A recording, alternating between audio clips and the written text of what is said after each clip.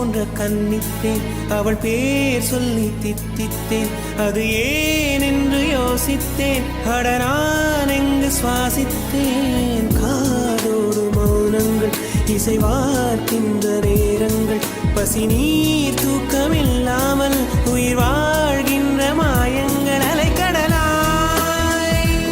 இருந்த மனம் துளி துளியாய் சிதறியதே ஐம்புலனும் என் மனமும் எனக்கெதிராய் செயல்படுதே விழி காண முடியாத மாற்றம் அதை மூடி மறைக்கின்ற தோற்றம் ஒரு மௌன புயல் வீசுதே